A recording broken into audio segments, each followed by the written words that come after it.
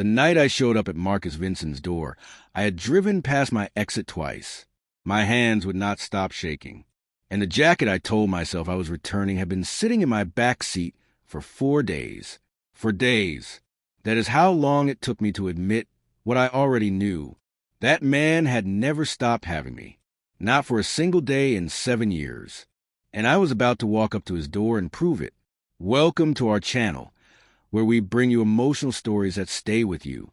If you're new here, hit subscribe and the notification bell so you never miss a story. And if you're returning, thank you. Your support means everything. Now, stay until the end, drop a comment with your thoughts, and let's begin. My name is Dorothy Carter. Most people call me Miss. I am 63 years old. I have attended Greater Zion Baptist Church in Charlotte, North Carolina for 31 years, and I have watched my daughter Naomi slowly disappear into a life that looks perfect from the outside and feels like an empty house from the inside. I know that is a hard thing for a mother to say about her child, but it is the truth, and I have never been the kind of woman who dresses the truth up to make it easier to swallow. Naomi is 36 years old. She is the kind of beautiful that makes strangers lose their train of thought mid-sentence. She has her late father's hazel eyes and cheekbones that I take full credit for. She works as a contracts manager for a logistics company downtown. She owns her condo. She drives a car that still smells new 2 years in. She calls me every Sunday without fail. By every measure she will point you to, her life is everything she said she wanted. But I am her mother. I see what she does not say. I see the way she looks out my kitchen window sometimes when she thinks I am busy at the stove, just staring at nothing, eyes gone somewhere far off. And when I ask what she is thinking about, she always gives me the same answer. Nothing, Mama. Just tired. My child is not tired. My child is lonely. And there is a wide ocean between those two things. Now let me tell you about Marcus Vinson, because you cannot understand the story without understanding him first. I met Marcus 10 years ago when Naomi brought him to Sunday dinner for the first time. He was 26, tall and broad-shouldered, with a smile that did not come quickly, but when it arrived it landed on you like warm light through a window. He called me ma'am without being told to. He ate 2 full plates of my baked chicken and asked for the recipe for my cornbread dressing, not to impress me, because he genuinely wanted to know. I have been around enough people in 63 years to tell the difference between performing and meaning it. He loved my daughter. That part was never in question. The problem was that love alone cannot hold 2 people together when one of them has not yet figured out who she is, and the other has not yet figured out what he is building. Naomi was 29, and she needed solid ground under her feet. Marcus was still pouring his foundation. He had ideas that shifted, work that changed direction every few months, energy that scattered itself across too many things at once. He was not a bad man, not even a little bit. He was just unfinished. And Naomi did not believe she could wait for the finished version of him. When she ended it, she came and sat at my kitchen table and did not cry. That was the part that worried me most.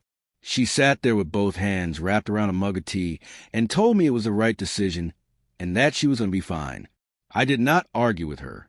I just kept her cup full and let her sit as long as she needed. She sat there for 3 hours. I did not say a word about Marcus after that. Not one word. I am her mother, not her warden. She made her choice and I respected it even when I did not agree with it. But I kept what I knew about him tucked quietly in the back of my mind, the way you keep something valuable you are not ready to use yet. Because after Marcus left Charlotte, I heard things. The way you hear things inside a church community, through people who know people who know people. I heard he went back to Greensboro for a while and got still with himself. Took some time, started doing contracting work, and discovered he had a real gift for building things with his hands.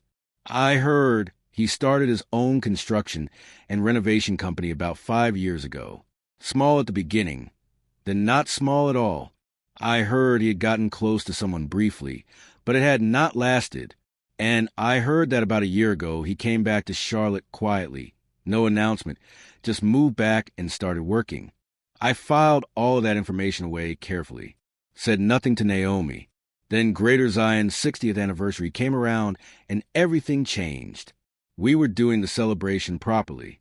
A full sit-down dinner, live music, the whole congregation plus invited guests from the community. I was on the planning committee, and I was responsible for the community guest list, meaning local business owners and families with meaningful ties to our church history. Marcus's father, Deacon Raymond Vinson, had been a faithful member of Greater Zion for years before the Lord called him home. Marcus himself grew up in those pews during an important season of his life. He had every legitimate reason in the world to receive an invitation. So I put his name on the list. I want to be very clear here, because I know exactly how this sounds. I did not manufacture a situation. I did not manipulate my child or arrange some scheme behind her back. I sent an invitation to a man with genuine ties to our church family for a milestone occasion. What unfolded after that was between Marcus, Naomi, and God. And as it turned out, God had very specific plans for that October evening. The night of the anniversary dinner, the fellowship hall looked like a dream. Round tables dressed in ivory cloths, tall floral arrangements in burgundy and cream, the smell of real cooking coming from every direction. My friend Claudette had made 4 sweet potato pies from scratch. Brother James from the choir was setting up his keyboard near the front of the room. The whole place had that feeling, warm and full and buzzing, like something good was getting ready to happen. Naomi came early to help me set up. She had on a deep burgundy dress, and her hair was pressed and falling soft past her shoulders. She looked like her father's daughter, and my heart did what it always does when I think about that. She was arranging programs on the welcome table and talking to Sister Paulette about the seating chart when Marcus walked through the door. He had changed. Not loudly, not in a way that needed announcing. The restlessness I remember from years ago was simply gone. He moved like a man who had made peace with himself. Dark gray suit, no tie, top button open. Settled all the way through. He saw me first, and his face opened into that slow smile. "Miss that," he said, and he crossed the room and hugged me the way people hug when they truly mean it. I told him it was good to see him. I told him his father would have been proud to see him standing in that room. Something moved across his face when I said that. Grief and gratitude sitting right next to each other. He thanked me quietly, and I knew he meant every syllable. Then Naomi came back from the kitchen with a stack of extra programs. She was still talking to Sister Paulette when she saw him. I watched the exact moment it happened. She stopped mid-sentence. Just half a beat of silence that most people in the room would have completely missed. Then she kept walking, kept talking, set those programs on the table like nothing in the world had just shifted. But her hands were not steady when she put them down. Marcus did not rush to her. He worked the room first, spoke to longtime members, shook hands, made his way around naturally with no urgency about him at all. By the time he ended up near the welcome table, it looked like coincidence to everyone watching. It was not coincidence. "Naomi," he said, just her name, nothing attached to it. She looked up and met his eyes, and for one moment this fellowship hall with 60 people in it became a very small and very quiet place. "Marcus," she said back, even, controlled. She had been practicing that particular steadiness for years. I believe, not for tonight, just in general. Building the kind of calm that keeps people from seeing what is happening underneath. They were polite to each other. Perfectly and painfully polite. He asked how she was doing. She said fine. She asked about his work. He told her just enough to answer the question without performing. 2 careful people talking over a live wire neither one of them was willing to touch. I excused myself to check on the kitchen. I did not go to the kitchen. I went to find Claudette, and I stayed close enough to watch my daughter for the rest of the evening without being obvious about it. They did not sit together. They did not seek each other out. They were at separate tables talking to separate people doing everything correctly. But every time there was a natural pause in the room, every time conversations shifted and the noise settled for a moment, I noticed where their eyes went, always back to the other one, every single time. By the time Brother James began playing and couples started moving toward the open space near the front, I saw Marcus stand up slowly. I saw Naomi notice him stand. I watched her reach for her glass of punch and take a long, slow sip, like she needed something solid to hold on to. He walked over and asked her to dance. I was too far to hear the words, but I saw the question leave his mouth. Quiet, simple, no performance behind it. She said no, politely and clearly. He nodded once and went straight back to his seat. No wounded look, no lingering. He sat back down, and within 2 minutes he and old brother Kenneth were laughing about something like nothing had happened at all. And my daughter stood there holding her punch cup staring at the empty space where he had just been standing. Lord, I thought, this child is going to be the thing that finally ages me. When she came to hug me goodnight, she said the dinner was beautiful and the decorations were wonderful and she would call me tomorrow. She was almost at the door when she stopped and turned back. Mama, she said, did you know Marcus was going to be here tonight? I looked at her with the full calm of a woman who has lived long enough to know when less is more. He has ties to this church baby. His father was a deacon here. She studied my face for a long moment, the same way she studied it when she was 12 years old, and suspected I knew more than I was saying, which I usually did. Right, she said quietly. Good night, Manga. She left. I stayed to help finish cleaning up the fellowship hall. And when I was stacking chairs near the back, I found Marcus's jacket folded over the back of his seat. I picked it up, stood there for a moment thinking. Then I called Naomi and told her Marcus had left his jacket, and I had put it in her back seat, since she had parked right beside me. His business card was in the pocket. Could she get it back to him? There was silence on the line. You have his number? She asked. His card is in the pocket, I said. Good night, baby. I hung up before she could say another word. That jacket sat in her back seat for 4 days. I know, because she told me without meaning to, calling on Tuesday evening to talk about nothing and mentioning she still needed to handle that thing from the dinner. What thing? I asked. Never mind, she said. On Friday night, my daughter drove to Marcus Vinson's house and knocked on his door. She told herself she was returning a jacket. I know my child. It was never about the jacket. I found out what happened that Friday night the same way I find out most things about Naomi. Not because she told me directly, because she called me Saturday morning and talked around it for 20 minutes before the truth finally surfaced. She called at 8:30, which was already a sign. Naomi does not call before 10 on a Saturday unless something is sitting on her chest. I was in my kitchen making my morning coffee, and I heard her voice, and I knew before she said 10 words that something had happened. She asked how I slept. I said fine.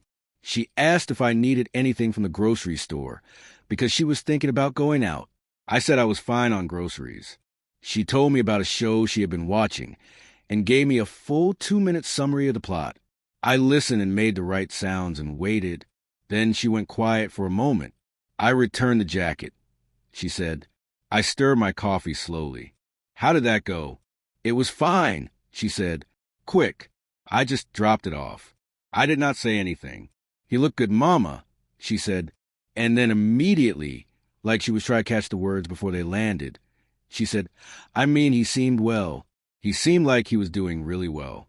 I set my spoon down on the counter. I am sure he was glad to get it back, I said. Another silence. He invited me in, she said. I did not go in. I just stood at the door and we talked for a few minutes, and then I left. It was completely fine. It was nothing. She said it was nothing the way people say a thing is nothing when it is in fact the entire everything. I told her that sounded nice, and I was glad she got it back to him. And then I asked her if she wanted to come for Sunday dinner tomorrow, and she said yes before I even finished the sentence. She came to Sunday dinner. She was early, which Naomi never is. She showed up 45 minutes before the food was ready and sat at my kitchen table and watched me cook the way she used to do when she was a little girl. I made smothered pork chops, yellow rice, green beans with smoked turkey, and skillet cornbread. The whole kitchen smelled the way a home is supposed to smell, and I did not rush a single thing. She talked while I cooked. She talked about work and about a neighbor in her building who had gotten a new dog and about a book she was reading. She talks easily and steadily the way she does when something is living in the back of her mind and she is trying to keep the front of it busy. I let her talk. After we ate, and I was washing up, she finally came and stood beside me at the sink and picked up a dish towel to dry. We worked side by side the way we have done our whole life. And after a little while she said, without looking at me, I think about him sometimes. I kept washing. Which him? I said, even though I knew exactly which him. She gave me a look. Marcus, she said, I think about him sometimes. I have for a while. I just never said out loud before. I handed her a wet plate. How long's a while? I asked. She dried the plate slowly. A long time, she said quietly. I thought it would stop. I kept waiting for it to stop, and it just never did. I nodded and kept washing. I do not know what I expected that night, she said, when I drove over there. I think I wanted to see that he had changed in a way that would make it easier. Like if he seemed different enough, I could just close the door on it for good, file it away, move on. And instead, I said, he was just him, she said, except more. Like everything that was already good about him got more solid, and everything that was rough got smoothed out. And he was just standing there in his doorway looking at me like he had all the time in the world, and I was the one who had shown up out of nowhere after 7 years with some excuse about a jacket. She set the dried plate down and looked out the window over my sink. He was not unkind, she said. He was not cold either. He was just calm, like he was not surprised to see me, but he was not going to make it easy either. And I stood there on his porch, and I could hear myself talking, and I sounded so normal and so composed, and inside I was an absolute mess. What did you talk about? I asked. Small things, she said. His work, mine, the neighborhood he was in, whether the weather had been strange this fall. Nothing and everything at the same time. And then, at some point, I said I should get going, and he said, okay. And he looked at me one more time in that way he has always had of looking at me, like he is reading something written underneath the surface. And he said it was good to see you, Naomi. And that was it. She picked up another dish to dry. I sat in my car for 10 minutes before I could drive, she said. I turned off the water and dried my hands and looked at my daughter. She was staring down at the dish in her hands like it held some kind of answer. Baby, I said, what is it that you are actually afraid of? She was quiet for a long moment. That it will be the same, she said, that I will let him back in, and he will still be the same person underneath all that calm, and I will have made myself vulnerable for nothing. And if he is not the same, I said. She looked up at me. Then I wasted 7 years, she said. And that might be worse. I took the dish from her hands and set it on the counter and held both her hands in mine the way I have done since she was small. I looked her in the eye. Naomi, I said, 7 years were not wasted. You grew. You built things. You figured yourself out. That time belonged to you, and you used it. The question is not what happened before. The question is what you're going to do with right now. Her eyes got bright. She did not let the tears fall, because she is her mother's daughter, and we do not cry easy. But they were there. I do not know how to start again. She said, yes, you do, I told her. You already did. You drove to that man's house on a Friday night with a jacket that had been in your car for 4 days. That was not nothing. Baby, that was the beginning. She laughed a little. A small, wet, tired laugh. You put that jacket in my car on purpose, didn't you? She said. I walked back to the sink and turned the water back on. His card was in the pocket. I said, I told you that. Nana, the dishes were not going to wash themselves. I said. She laughed again, fuller this time, and shook her head and picked her towel back up. We finished the dishes without talking much, and it was the most comfortable silence we had shared in a long time. She left around 7 that evening. I walked to the door and hugged her the way I always do, solid and long, and when I let go she looked at me with those hazel eyes that are so much like her father's that sometimes it stops my breath. I love you, Mama, she said. I love you too, baby, I told her. Now, go figure out your life. She smiled and shook her head and walked to her car. I stood on my porch and watched her drive away, and I said a quiet prayer for my child the way I had been doing since the day she was born.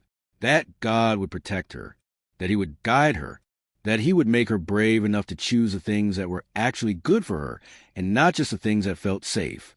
I went back inside and called Claudette to tell her the sweet potato pie was the best she had ever made.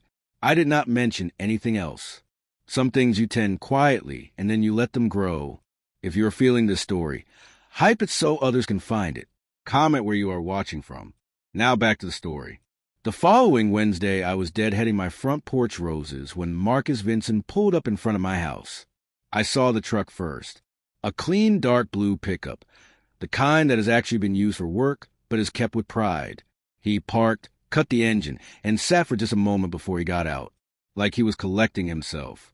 I stayed where I was with my clippers and watched him come up the front walk. He had on work clothes, dark pants, a fitted long-sleeve shirt with his company name on the chest, boots with some honest dust on them.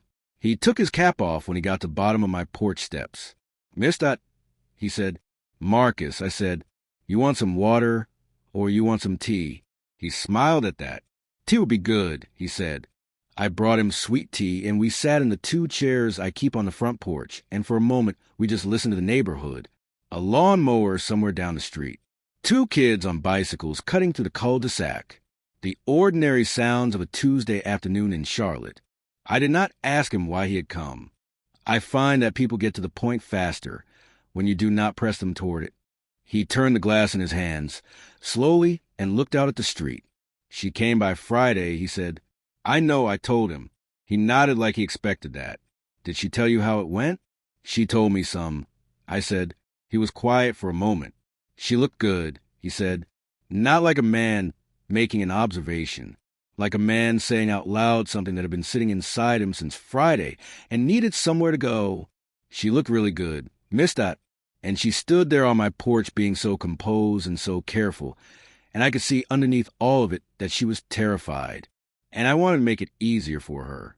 But I also knew that if I made it too easy, she would walk away and convince herself it was nothing, and I would be back to where I had been for 7 years. "Where's that?" I asked. He looked at me directly. "Waiting," he said. Not in a sad way. Not like I had been sitting still. I built something real. I got my head straight. I made peace with a lot of things. But there has not been a version of my life where she was not somewhere in the back of it. I dated someone a few years ago. Good woman. We tried. But I was not fully there, and she deserved someone who was. So I let it go before I wasted more of her time. And after that, I just stopped pretending. I sipped my tea and looked at this man sitting on my porch with his cap in his hands. And I thought about what it costs a person to carry something quietly for that long without bitterness. Most people cannot do it. Most people either chase or they harden. Marcus had done neither.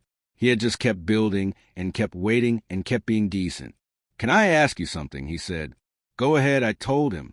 "Does she talk about me?" he asked. Not fishing for something. He asked it straight, the way a man asks when he genuinely needs information to make a decision. I thought about how to answer that honestly, without saying more than was mine to say. She does not have to, I told him. The things Naomi does not say are louder than most people's words. He absorbed that and nodded slowly. "I am not trying to push my way back into her life," he said. "I want to be clear about that. If she is truly at peace and she is happy, then I would rather know that and close this chapter for good. But if there is something still there, then I would like the chance to do it right this time. All the way right. Not the version of me from 10 years ago who meant well but could not hold steady. This version." I looked at him for a long moment.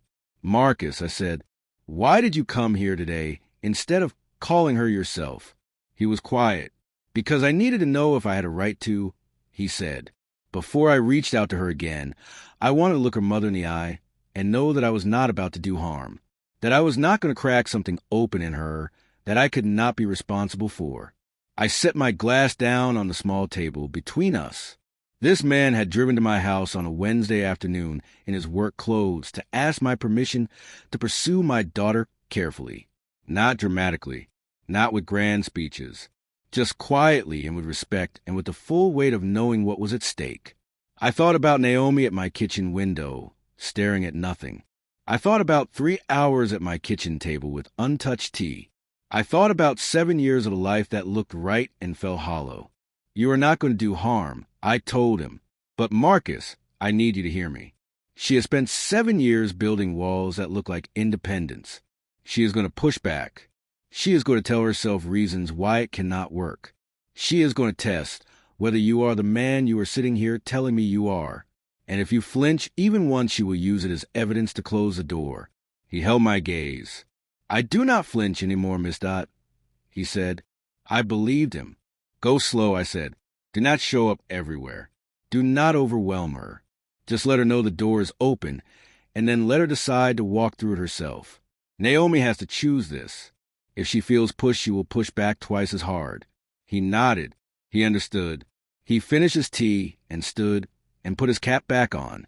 He shook my hand with both of his, which is something the older men at church do, and the fact that he did it told me something about who had shaped him. Thank you, Miss Dot, he said. Do not thank me yet, I told him. Go do right by my child. He smiled that slow, warm smile and walked back down my porch steps to his truck. I sat there until he drove out of sight, and then I picked my clippers back up and went back to my roses. I did not call Naomi. I did not say a word. 3 days later, she called me on a Saturday morning, voice higher than usual, talking faster than normal, telling me that Marcus had sent her a text, just a short one. He had seen an article about a restaurant downtown that had opened near her office, and he thought she might like it and wanted to pass it along. No pressure. No ask. Just thinking of you. She read me the text twice.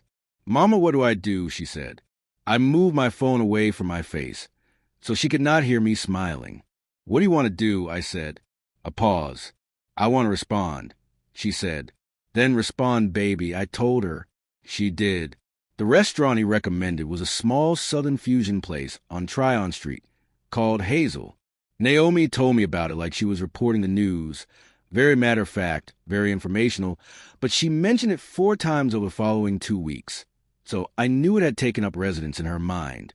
The first time she said it was when she called to tell me she had responded to his text, and he had responded back, and they had a short, easy conversation, and then it ended naturally, and she did not know what to make of it. The second time she mentioned it was when she drove past it on her way to a work lunch and noticed there was always a line outside. The third time she brought up, she told me she had looked at the menu online, purely out of curiosity. The fourth time she said it, she told me Marcus had asked if she wanted to go. That fourth call came on a Thursday evening. She called me from her condo, and I could hear her walking back and forth the way she does when she is thinking hard. Her footsteps on that hardwood floor, going one direction and then coming back. He asked me to dinner. She said, I know what restaurant, I said. She made a sound. I could picture her rubbing her forehead. I do not know Mama, she said. What do you not know? I asked. What this is, she said. What we are doing. Whether this is smart or whether I am just being pulled back into something, because it is familiar, and familiar feels safe even when it was not always good. I sat down in my living room chair and thought about how to say what I needed to say. Naomi, I said, familiar and good are not the same thing. You are right about that. But here is what I want you to consider. The reason Marcus felt familiar was never because he was comfortable. It was because something in you recognized something in him from the very beginning. That kind of recognition does not come around often. Most people live their whole lives without feeling it once. She was quiet on the other end. You told me it never stopped? I said. You told me standing at my kitchen sink that you had been thinking about him for a long time, and you kept waiting for it to stop, and it never did. That is not familiarity, baby.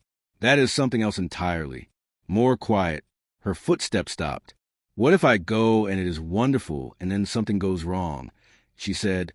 What if I let myself feel all of it and then I end up back at square one? Then you will have felt something real, I said, and you will have learned something true, and you will have lived instead of watched.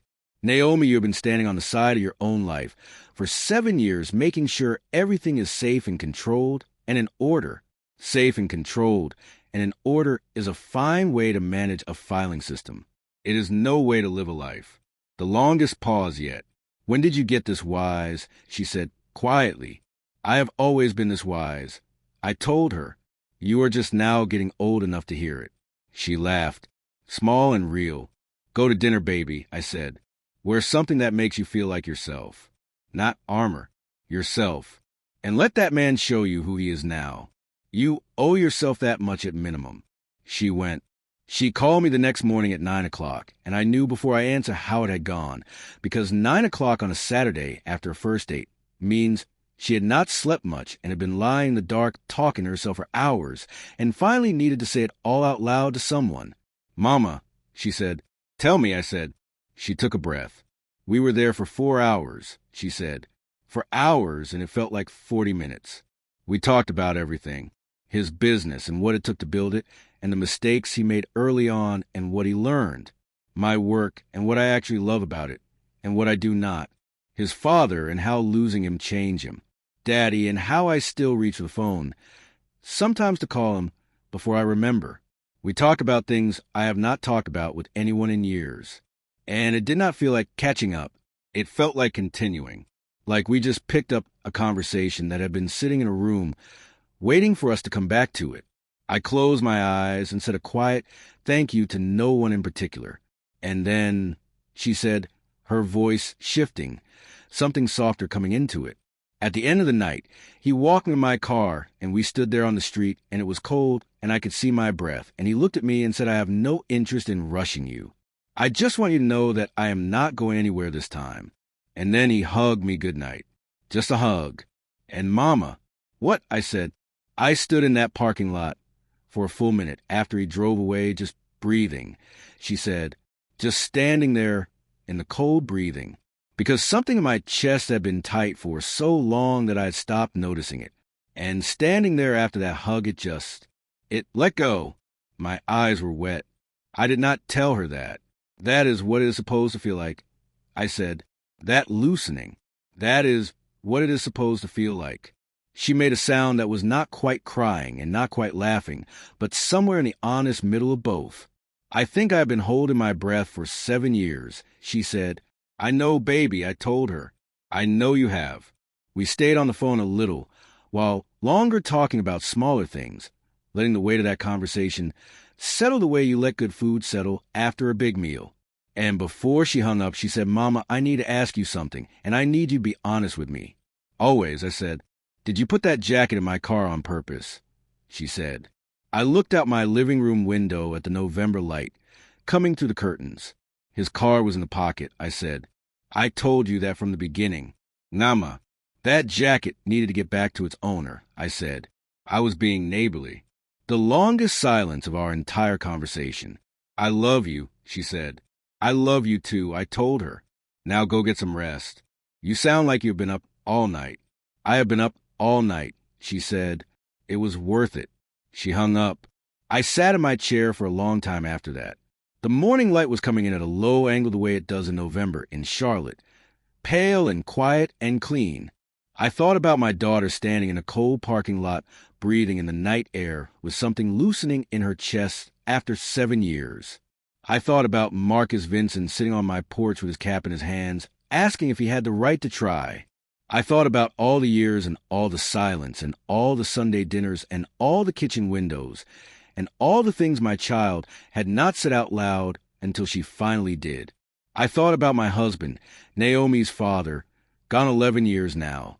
He used to say that the truest things take the longest to arrive, that anything worth having will make you wait for it, and the waiting is not punishment. It is preparation. I did not always believe him when he said it. I believe him now. Some weeks later, I was at Sunday dinner when Naomi arrived with Marcus beside her. She had not warned me. She had not called ahead.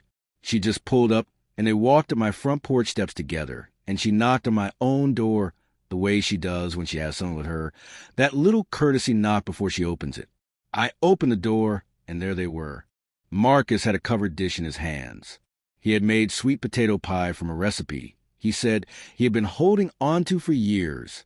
My recipe, the one he asked for at that first Sunday dinner a decade ago. I looked at that dish, and I looked at my daughter's face, open and warm and present in a way I had not seen in a very long time.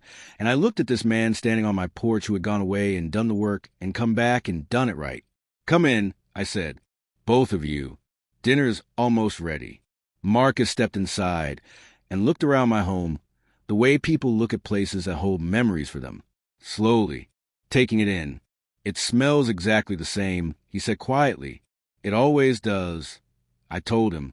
We ate together that afternoon, the three of us at my kitchen table, and the conversation moved the way good conversation moves when people are comfortable, easy and warm, and full of laughter that comes up from somewhere real. Naomi talked with her hands the way she does when she is happy. Marcus cleaned his plate and asked for more cornbread and told me the smothered cabbage was the best he had ever had, which is the correct answer and also the true one. After dinner, they helped me clean up, and then they sat on my back porch while I finished in the kitchen, and I could hear them through the screen door. Not the words, just the sound. Her voice and his voice going back and forth in the easy rhythm of two people who have remembered how to be with each other. I stood at my kitchen sink and listened to that sound. I thought about all the things I had done and had not done. The invitation I sent. The jacket I placed in her car. The tea I kept refilling. The questions I did not ask and the ones I did. I thought about whether any of it amounted to interference or whether it amounted to love, which is sometimes the same action with a different name, depending on how it turns out. I decided it was love. It was always only ever love. I dried my hands and looked out my kitchen window at my daughter laughing on my back porch in the November light with a man who had earned the right to be there. And the thing I saw on her face, that open, unguarded expression, that loosened chest, that presence, she was here, fully here, not somewhere else behind her eyes. She was not tired. She was home. What would you rate the story? Drop 0 to 10 in the comments right now. If this story moved you, hit subscribe for more emotional journeys every day. And if it truly touched your heart, consider leaving a super thanks. Your support helps us create more stories like this. Every contribution, big or small, means the world. Ready for the next story? It is even more dramatic than this one. Click now. Thank you for being part of this journey.